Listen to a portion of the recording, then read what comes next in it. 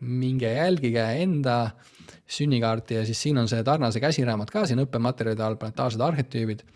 Täna me siis siin keskendusime Jupiteri ja Pluto kombinatsioonile. Ehk siis Tarnas on siis pea 40 aastat, 50 aastat siis tegelenud arhetüüpse astroloogiaga ja jälginud, et siis kui seal taevas erinevad tüübid erinevatesse suhetesse astuvad, et siis kuidas need väljenduvad. Neid kombinatsioone on siis kokku 55, Päikse, Kuu, Merkuuri, Veenuse, Marsi, Jupiteri kombinatsioonid, Saturn, Uraan ja nii edasi. Ehk siis meie endi sünnikaartides ka siis need planeedid võtavad siin erinevaid kombinatsioone, Päikse kombinatsioonid, Kuu kombinatsioonid ja nii edasi.